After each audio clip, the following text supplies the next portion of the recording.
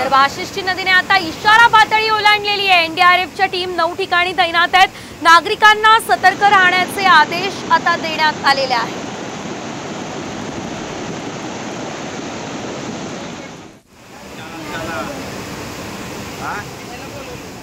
चिपळूणमध्ये सकाळपासून पडणारा मुसळधार पाऊस आणि या मुसळधार पावसामुळे इथल्या वाशिष्ठी नदीला पूरजन्य परिस्थिती निर्माण झालेली आहे। आपण माझ्या मागे बघितलं तर हे वाशिष्ठी नदीचं विस्तीर्ण असं पात्र आहे आणि वाशिष्ठी नदी आता वाशिष्ठी नदीचं पाणी हे चिपळूणच्या बाजारपेठेमध्ये शिरलेलं आहे।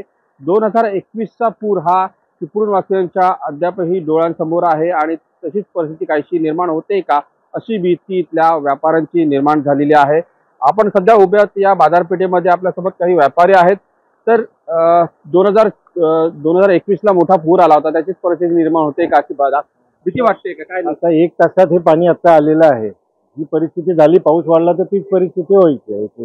इथले व्यापारी जे आहेत ते पुराच्या पाण्यामुळे धास्तावलेलं चित्र सध्या पाहायला मिळते। या बाजारपेठेमध्ये पूर्णपणे पाणी भरलेलं आहे। जवळपास गुडघाभर पाणी या बाजारपेठेमध्ये सध्या तरी पाहायला मिळतं आणि इथले व्यापारी हे पूर्णपणे धास्तावलेले आहेत। अमोल कले, साम टीव्ही, चिपळूण, रत्नागिरी।